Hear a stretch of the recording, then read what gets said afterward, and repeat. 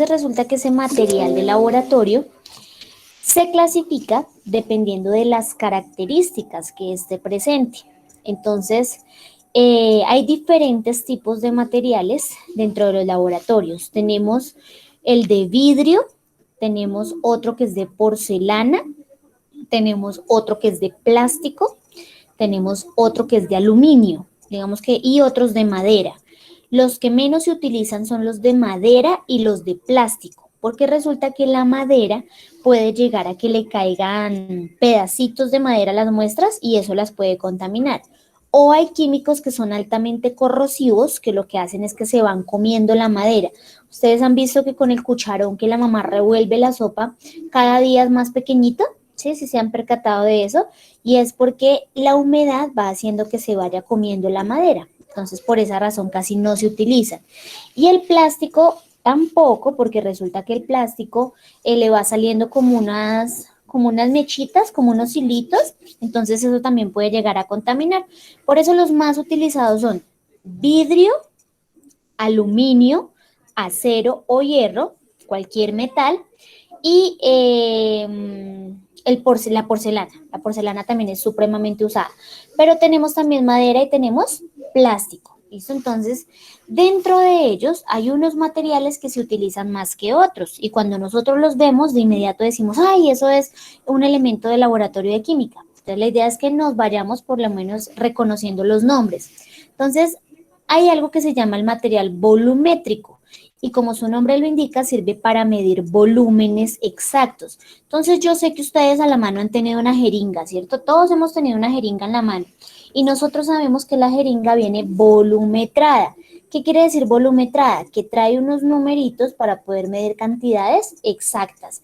El médico le dice, tómese 2 mililitros de sulfato de zinc, ¿cierto? El sulfato de zinc, ¿para qué sirve? Para la diarrea, para controlar la diarrea. Entonces usted a veces toma 2 mililitros. Pero ¿qué pasa si usted se toma 5? Pues se tapona, ¿cierto? Y si se toma 8, 9 o 10 o más cantidad, pues sería un problema gravísimo porque dejaría de hacer popó durante mucho tiempo y ahí sí es que hay que llevarlo al médico para que ellos hagan todo el polo opuesto, ¿no? Primero porque estaba sufriendo de diarrea y ahora porque no puede hacer popó. Entonces, para eso sirve ese material volumetrado, porque trae específicamente las cantidades. Generalmente se usan para medir líquidos, por eso son volúmenes. Entonces, el primero que tenemos es el matraz aforado. Es un recipiente altico de vidrio, no se puede calentar porque si se calienta se estalla, entonces hay que tenerlo en cuenta y viene volumetrado. Él sirve más o menos como para medir el agua. Necesito saber qué tanta agua aplicar. Entonces, para eso sirve, para que la medida sea exacta. Hay otro que se llama la probeta y la probeta es la que estoy señalando aquí. Entonces, estas probetas también vienen volumetradas. La ventaja de la probeta es que se para solita, no la puede llegar a parar sobre una superficie y no se va a derramar, ni se va a caer, ni nada. Y la otra ventaja es que tiene un piquito, tiene como una boquilla y esa boquilla permite que no se derramen los líquidos o los fluidos cuando se esté pasando de un lugar a otro. Tenemos probetas chiquiticas, hay unas probetas muy, muy pequeñitas que sirven solamente como para muestreo. Y hay unas probetas, unas cosas grandotas, más o menos de unos 50 centímetros y de ancho tienen más o menos unos 10 centímetros alrededor y es precisamente porque se necesitan dentro de los laboratorios para poder medir cantidades grandes. Entonces las probetas las hay de todos los tamaños y también de muchos colores. Hay probetas azules, hay probetas rojas, hay probetas transparentes, hay probetas verdes, pero es simplemente por estética, porque se vean bonitas. Entonces las probetas son muy, muy comunes. Tenemos algo que se llaman las buretas. Y una bureta, así como ustedes la ven, tiene una llavecita. Y esa bureta me sirve para poder ir pasando de a goticas. ¿A alguien le han puesto suero? ¿Sí? ¿A alguien le han puesto suero de pronto? Sí, profe, a mí. Por medio de un catéter, ¿cierto? Y el catéter lo que hace es que va haciendo correr el líquido de a goticas, de a poquitos. Entonces, esa es la función de la bureta. Si yo no necesito aplicar toda la muestra de inmediato, vaciarla, sino que es de a poquiticos, pues entonces para eso utilizo la bureta. Algo malo de la bureta es que ella no se para solita. Ellas todo el tiempo tienen que estar con un soporte y ese soporte generalmente es de aluminio, porque al no pararse solita, pues necesita de alguien que le ayude. Entonces vamos a imaginarnos que es como el palito donde uno le pone en el suero, entonces es igual. La bolsita del suero sería la bureta y el palito pues es el estante que soporta la bureta como tal. Tenemos buretas grandes, pequeñas, medianas, son de vidrio, son altamente frágiles, uno solamente las toca un poquito o las descarga un poquito duro y de inmediato ya se partió la bureta, entonces hay que tener cuidado con ellas. Y por último, de estos materiales volumetrados tenemos una pipeta y la pipeta es muy similar a un pitillo, a una pajilla, a un palillo, donde uno se pone a jugar y lo que hace es que con el dedo tapa y destapa y eso va empezando a subir y a bajar el líquido. De la misma manera funciona la pipeta, uno también la coge por la parte superior, la presiona y ella sube el líquido. Y si suelta, pues entonces baja el líquido. Pero lo malo de las pipetas es que no se pueden utilizar para todos los químicos, porque por ser manipulación directa con la mano, podría llegarnos a quemar o causar alguna afectación. Entonces eso es lo malo de las pipetas. También hay pipetas grandes, hay unas pipetas yo creo que de gruesas, tal vez el doble o el triple que esta jeringa, son grandotas, y hay pipetas muy delgaditas, tal vez la mitad de esto, y es precisamente por la utilidad que se tiene. Entonces la facilidad de estos materiales volumétricos es que nos dicen la cantidad exacta que se necesita. Ahora, si hablamos de precios, un matraz aforado está valiendo más o menos entre 40.000 y 50.000 pesos, pero eso depende del tamaño y también depende de la calidad del vidrio. Una probeta depende del tamaño, pero tenemos probetas desde los 10.000 hasta los 90.000 pesos. Entonces son bastante costosos. Las buretas, por su nivel de complejidad, por lo que tienen la llavecita, y esa llave tiene que abrir y cerrar, porque donde se dañe la llave se daña la bureta, entonces ellas tienen un costo más o menos de unos 80.000 pesos. Y las pipetas sí valen más o menos 7.000, 9.000, 11.000, depende de la pipeta. Por eso les decía que hay colegios que no tienen laboratorios y es precisamente porque el valor que tienen los elementos es supremamente costoso. Por esa razón, en caso tal de que llegáramos a tener algún día laboratorio en el colegio, pues con mucho cuidado manipulamos este tipo de elementos. Ahora, tenemos los equipos y aparatos de medición. Entonces tenemos un termómetro, ¿cierto? ¿Cuál es el metal que tienen los termómetros por dentro, que sube y baja cuando nos miden la temperatura? ¿Cómo se llama ese metal? Termómetro. ¿Un qué? Mercurio. Mercurio. Muy bien. El mercurio es el único metal líquido que tiene la capacidad de expandirse o de contraerse dependiendo de la temperatura que se encuentra a nuestro alrededor. Entonces, no solamente existe el termómetro, sino también los barómetros. Son otro tipo de herramientas muy similares a los termómetros, pero lo que miden es la presión, el ambiente. Uno coge el barómetro y lo pone en cualquier parte de la casa y él le dice a qué temperatura se encuentra la casa. En cambio, el termómetro sí toca debajo del brazo, ¿cierto? Porque es la calorcita que se tiene para poder medir la temperatura del cuerpo. Si no lo puedo poner debajo del brazo, como Kiko, en la boca, también funciona de la misma manera, o en el oído. ¿Para qué? Para poder tomar la temperatura. Entonces tenemos los termómetros. Hoy en día no solamente tenemos de mercurio, sino que también tenemos unos termómetros eléctricos, electrónicos, que son los que se utilizan para los bebés, que tienen una puntica grisecita y uno se lo pone ahí al niño y rapidito él carga. Dura más o menos unos 30, 40 segundos y carga mucho más rápido que el termómetro de mercurio. Pero pues también se tiene.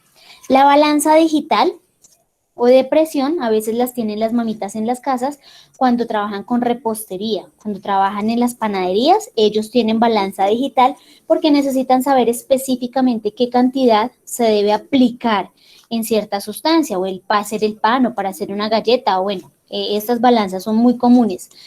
Estas mismas balanzas a veces también, dependiendo de la capacidad, hay unas que son grameras, es decir, solamente miden gramos, hay otras que sí ya miden kilogramos y hay otras que sirven para medir toneladas y de ahí en adelante.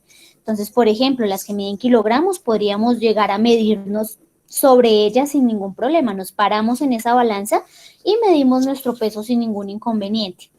Hay otras que son las balanzas análogas. Y las análogas es cuando vamos al médico, que lo suben a una balanza y el médico empieza a jugar con los imancitos, ¿sí? Sí, de pronto les ha tocado que el médico empieza a correr el imancito para un lado y para el otro hasta que tome el peso real. Esas son balanzas análogas. Así como las hay para seres humanos, así también hay dentro de los laboratorios. Entonces son más chiquitas y son muy, muy precisas y muy fáciles de trabajar. Donde también las podemos ver en el oro.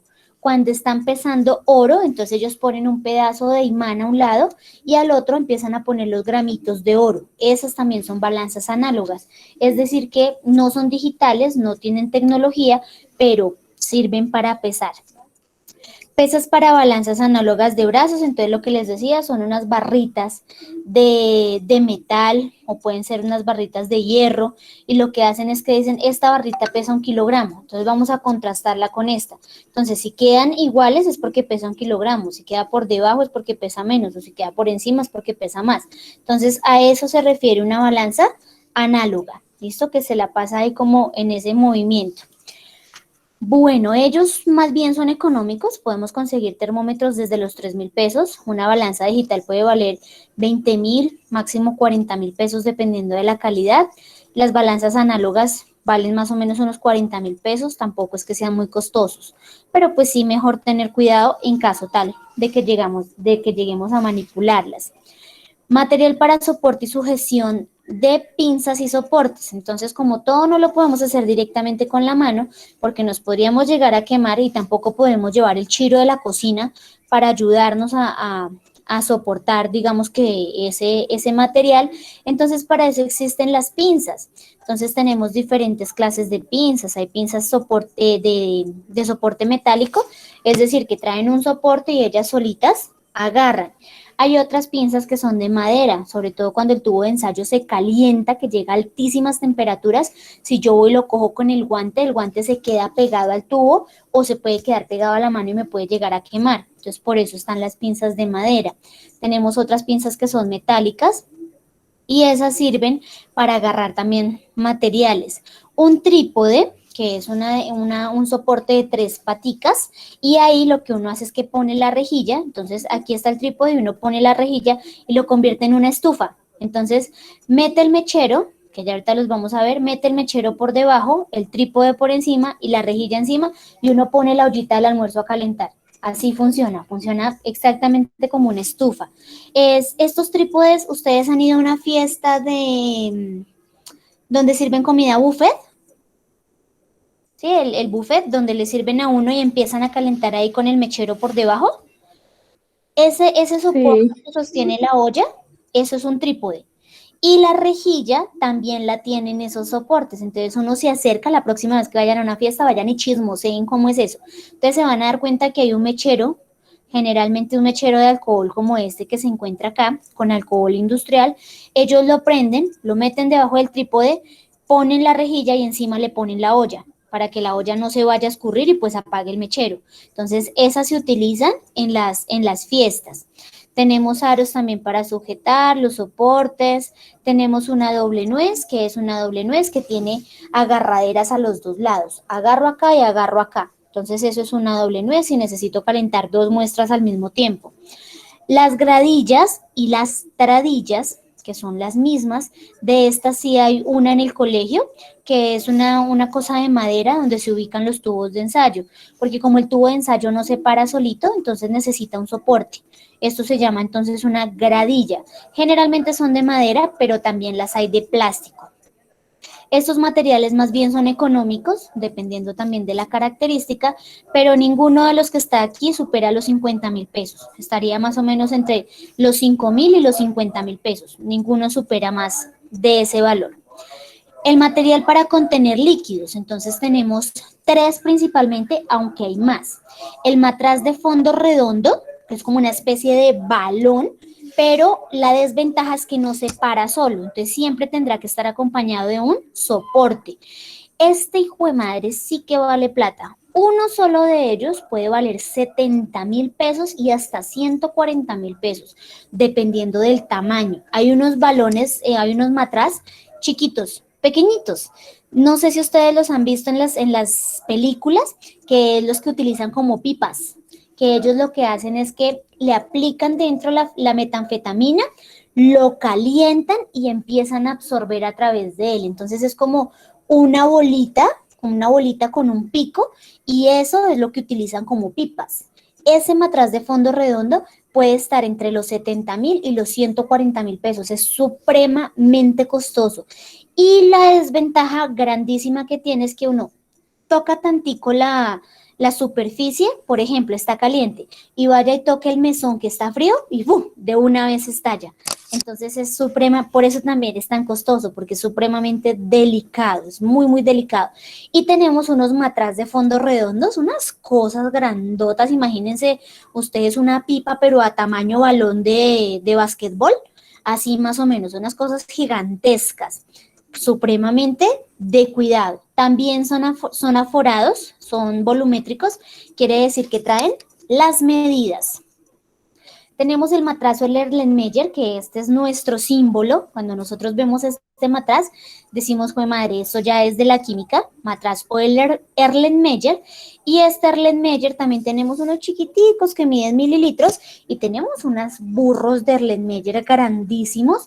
La ventaja principal es que se dejan calentar a altos grados de temperatura sin ningún tipo de problema, y eso empieza a hervir la sustancia allá adentro y empieza a hacer procesos de cocción muy interesantes estos Erlenmeyer de trabajar. En el colegio tenemos uno que donó Leonardo y William, los del prom del año pasado.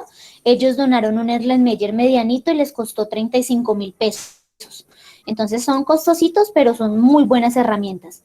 Y tenemos un vaso de precipitado o beaker. Este beaker también es supremamente común en los laboratorios porque él se deja calentar a más de 500 grados Celsius. Eso quiere decir que las temperaturas son supremamente altísimas, son muy, muy altas. Y los vasos de precipitados, hay unos pequeñitos que miden mililitros y hay unos grandotes que miden hasta 4 litros. Entonces son bastante, bastante grandes. La única desventaja del vaso de precipitado es que uno no puede tocar la superficie muy duro, porque donde se toque la superficie, es decir, yo lo tuve calentando y estaba separando el agua del alcohol, por ejemplo, y lo que hago es que lo cojo con la pinza y voy y lo pongo en una superficie fría y el beaker no estalla como el matraz, sino que lo que hace es que se defonda. Se le sale la colita al beaker. Entonces, pues también hay que tenerles cuidado. El más costoso aquí es el matraz, ese es el más costoso, pero el matraz de fondo redondo, pero los otros también suelen ser costositos. Hay beakers que cuestan 7.000, 9.000 pesos, y los burros de beakers cuestan 50.000, 80.000, eso depende de la calidad, pero digamos que estos tres vendrían siendo como los propios, los nuestros, los que no pueden faltar en un laboratorio de química. Ahora, otro de los fundamentales es el tubo de ensayo. Entonces yo aquí tengo un tubito de ensayo y ese tubito de ensayo es de vidrio. Todos son de vidrio, son de un vidrio muy delgado, y estos tubitos de ensayo, aunque también permiten calentarse, lo maluco es que se utilizan y prácticamente son desechables. Después de que se utilicen, bótelo, porque resulta que no se dejan lavar con gran facilidad. Entonces, pues todo como que se va acumulando, se le va acumulando como el mugre en el interior. Entonces, por eso los tubitos de ensayo son como de utilice y bote, pero son muy útiles porque las muestras caben harto y cabe poquito. Entonces son muy, muy útiles de trabajar. Un tubito de ensayo puede valer 400 pesos, puede valer 500 pesos, pero hay tubos que pueden valer 10.000, pueden valer 20.000 o hasta más. Eso depende de qué, de la calidad de tubo de ensayo que se esté trabajando y para lo que se utilice. ¿Listo? Hay otro que se llama la cápsula, y las cápsulas generalmente son de porcelana. Entonces esas cápsulas de porcelana también sirven para calentar, y lo que ellas hacen es que van derritiendo en su interior la sustancia para poder pasarla de un lugar a otro. Entonces todas las cápsulas son de porcelana. Y el vidrio de reloj, como su nombre lo indica, es muy similar a esto, pero entonces él es de vidrio. y la idea es que nos permite pesarlo. Como él no pesa sino tal vez unos 5 gramos, eso no pesa mucho, uno lo tiene en la mano, es como si no tuviera nada, pues entonces uno lo pone en la balanza y nos permite pesar la sustancia sin ningún tipo de inconveniente. No son tan costosos, digamos que este material es más bien fácil de adquirirlo sin mayor inconveniente. Vamos con los mecheros, entonces hay 3 tipos de mechero principalmente. El mechero de alcohol, que es el que utilizan en las fiestas. Tenemos el mechero de bomba, que este sí ya es un poquito más especializado. ¿Alguien ha ido al campo o a un lugar donde cocinen con gasolina? Señora, ¿Y cómo es esa estructura de esa estufa? ¿O cómo es la, es bueno, sí, el como de recipiente donde le barro. ponen la gasolina? La estufa es como de barro, profe. Y en una parte de abajo tiene como un cajoncito y usted mete como madera, pedazos así como de tronco, algo así. Y se le echa la gasolina en la parte de abajo, donde Sí. está como el carboncito. Y usted con solo poner un pinche fosforito, eso ya prende como el hijo de su mamá. Y para que la gasolina prenda, ¿qué tiene que hacer? Bueno, para que la estufa prenda, ¿qué tiene que hacer? ¿Darle qué? No Hay que sé, darle yo solo bomba. hacen eso y ya. Hay que darle bomba. Ventearlo. Hay que cogerlo, eso, hay que cogerlo y darle bomba. Cuando nosotros estamos prendiendo la hoguera para el asado, con la tapa le hacemos, ¿cierto? La tapa sería nuestra bomba para darle presión y que prenda, ¿cierto? Pero en el caso de estas estufas, lo que hacen es que tienen un sistema donde yo le oprimo la bomba y le voy generando presión, cosa tal de que la gasolina se vaya moviendo y vaya empezando a hacer sus procesos de combustión. Entonces, estos mecheros de bomba, ¿cuál es la desventaja? Que a uno le toca estar ahí todo el tiempo, dele y hágale, así como cuando uno está llenando un balón de aire, tal cual, de la misma manera. A eso se le llaman los mecheros de bomba. Entonces, casi no se utilizan por lo mismo, porque toca estar ahí, hágale y échele aire para que el aire sea quien ayude a hacer combustión. Y tenemos el mechero Bunsen. Este mechero Bunsen funciona, digamos que ya es un poquito más especializado y se parece mucho al soporte donde uno pone las velas, el candelabro, así es muy similar. Tiene una manguera y va conectado directamente al gas propano. Entonces, cuando el laboratorio tiene gas natural, entonces lo que hacen es que conectan el mechero Bunsen, ponen el trípode, ponen la rejilla y ahí se puede calentar la comida, porque funciona igualito que una estufa, igual, exactamente igual que una estufa. También genera olores de propanos como la estufa, tal cual, sino que sería solamente una estufa de un fogón, pero es exactamente igualito, funciona con el gas el gas natural. Cuando no se tenía gas natural, entonces tenían la pipeta de gas en los laboratorios, pero hoy en día ya no se permite porque no falta el avispado que vaya y se acerque con una mechera y ¡pum! Todo huele a, mejor dicho, miércoles al zarzo, entonces por esa razón ya no se permiten, pero así funcionan los mecheros Bunsen. Tenemos entonces el material para filtrado. Entonces tenemos los embudos. Estos embudos son exactamente iguales a los que nosotros siempre hemos visto. Las mamitas a veces los tienen en las cocinas. Tenemos embudos que son de vidrio, muy frágiles. Tenemos otros embudos que son de plástico y que funcionan para poder envasar de un lugar a otro, poder pasar los líquidos de un lugar a otro. El embudo de decantación, este mugroso sí que es caro, este vale más o menos unos 150.000 pesos el solito, y es porque tiene una llave y esa llave solamente permite el fluido de ciertos líquidos dependiendo de la densidad y dependiendo de la viscosidad. Entonces, este es el que sirve para separar el agua del aceite. Entonces, uno lo que hace es que le abre la llave y él va dejando pasar solamente una sustancia. Entonces, por eso es supremamente costoso, este es supremamente caro y no se para solito, también necesita de la ayuda de un soporte. Y por último, tenemos los filtros. Entonces, esos filtros, digamos que pueden ser la servilleta puede funcionar como un filtro, un pedazo de camisa puede funcionar como un filtro, el colador puede funcionar como un filtro, pero en el laboratorio les llamamos papel filtro y es una especie de servilleta redondita, pero más gruesa que la servilleta. Entonces uno lo que hace es que le pone el líquido, la sustancia, y ella lo va dejando ahí pasar. Muy similar a las servilletas Familia, es algo así muy parecido a esa marca de servilletas, la única diferencia es que es de carácter redondito, él es redondito porque necesita formar los conitos para poder realizar sus procesos de filtración. El más costoso de ellos, por supuesto, es el embudo de decantación, vale más o menos entre 150.000 pesos y de ahí en adelante, además porque son muy difíciles de conseguir, son muy, muy extraños. En cambio, un embudo puede valer 3.000 pesos, un embudo puede valer 2.000, o no nos puede valer nada, porque cogemos una botella, la despicamos y ya eso sirve como embudo, entonces no hay ningún problema. Y los filtros igual, si tenemos la servilleta con la que la mamá limpia la cocina, esas ya nos sirven como filtros. Y si no, pues nos quitamos la camiseta y filtramos ahí, eso no hay ningún problema, también nos funciona como filtro. Bueno, material complementario, entonces los cepillos, esos cepillos generalmente se utilizan para limpiar los embudos, perdón, los tubos de ensayo, pero como les digo, pues es muy difícil, tubito de ensayo que se utiliza, pues es mejor desecharlo, dependiendo de la sustancia, ¿no? Los cristalizadores, que los cristalizadores son como unas cajitas de vidrio donde se guarda material, entonces es algo muy parecido a la ollita con la que se mide el arroz, a la tacita con la que se mide el arroz, solamente que es de vidrio y trae tapa. ¿Y eso sirve para qué? Para guardar las sustancias y meterlas a los refrigeradores, cosa tal de que no se vayan a dañar.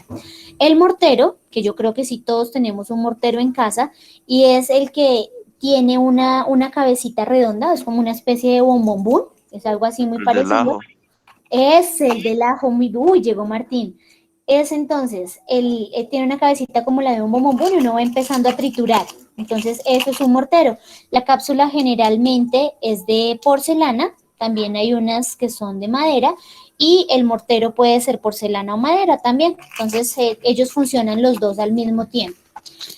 Tenemos la probeta o pipeteador, que la propieta o pipeteador, esta entonces es, digamos que como que les puedo decir yo, es como una especie de jeringa, es muy muy similar a la jeringa y la función de ella es poder ir drenando los líquidos, digamos que con una presión diferente. Ellas casi no se usan, casi no se presentan en los laboratorios, pero por si acaso las llegan a ver.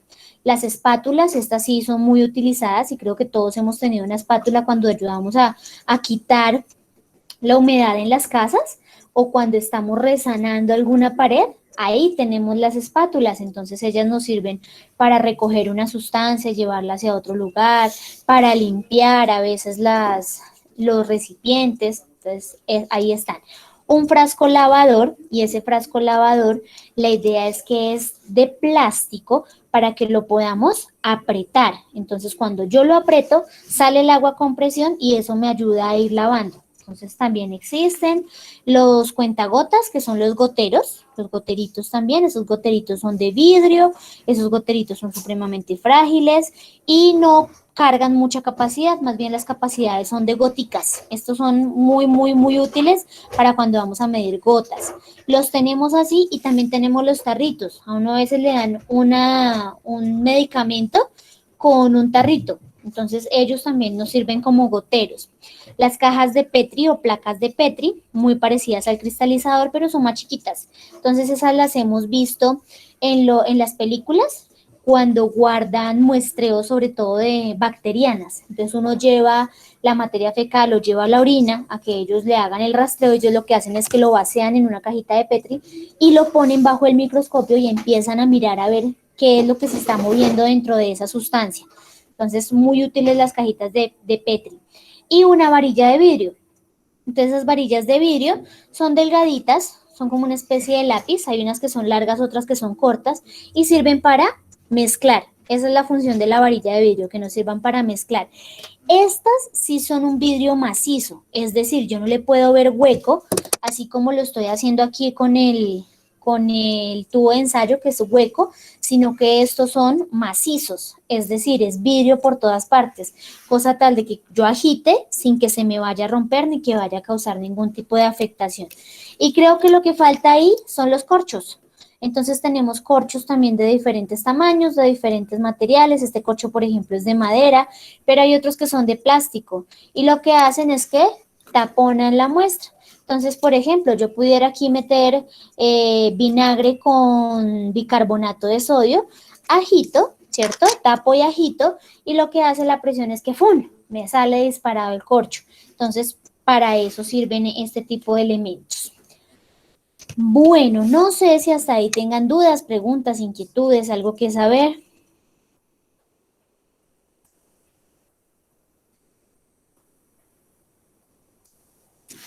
No todos al tiempo, Meet puede colapsar. ¿No? Bueno, entonces, ¿qué vamos a hacer para la actividad? Lo primero es que ustedes ya tuvieron que ir tomando apuntes, ¿cierto? De lo que yo les iba hablando. Necesito que esos apuntes sean claros para los materiales de bioseguridad, otros apuntes que sean claros para la normatividad, es decir, lo que hablamos de las señales, y por último, el material de laboratorio. Entonces aquí les voy a dar a elegir, ustedes pueden dibujar por lo menos unos 10 elementos de laboratorio, los que ustedes quieran, los que les queden fácil de dibujar, pero el caso es que aparezcan ahí dibujados, ¿listo? Si los quiere hacer todos, hágalos, no hay ningún problema. Si usted lo que quiere es imprimir esta hoja y coger y colorearlos, hágalo. Si usted no tiene la facilidad de imprimir, sino que le toca dibujarlo, entonces dibújese como mínimo unos 10. Entonces tiene 3 posibilidades. O la copia por completo, o la imprime y colorea, o solamente dibuja unos 10 de ellos con su respectivo nombre, el que más le haya llamado la atención, no hay ningún inconveniente, ¿listo? La idea es que me puedan subir esa actividad, a más tardar pues hoy, porque pues la actividad está sencillita de trabajar. No sé si tienen dudas, preguntas, inquietudes, algo que quieran saber. Profe, Dime. ¿usted la manda al WhatsApp? Mi amor, ya está en la plataforma. Sí, ya la vi. Sí, ya ahí están las ¿Es 3 eso y plataformas. ya o es que no se escucha entrecortado? Ok, es hacer resumen del material de bioseguridad, es decir, qué es lo que se necesita, que la bata, el gorro, el tapaboca, los guantes, bueno, eso es resumen. El segundo es las normas de bioseguridad, las normas que se tienen en los laboratorios, normas y leyes. Entonces ustedes verán si dibujan las señales o si quieren resumirlas o bueno, como ustedes quieran hacerlo. Y por último es trabajar con este material de laboratorio. Entonces, o lo copian por completo o lo imprimen o eligen 10 y lo realizan en el cuaderno, cosa tal de que me puedan subir hoy la actividad y que se vayan a descansar a Semana Santa los que fueron juiciosos y ya entregaron absolutamente todo, a descansar. Los que no, a ponerse las pilas, a entregar las actividades que deben de todas las asignaturas. ¿Listo? Bueno, profe, gracias. Listo, mi amor. Bueno, dudas, preguntas, inquietudes, algo que decir, algo que Señor. manifestar, Señora. ¿no? Bueno, mis amores, entonces los voy a dejar descansar. Bueno, no.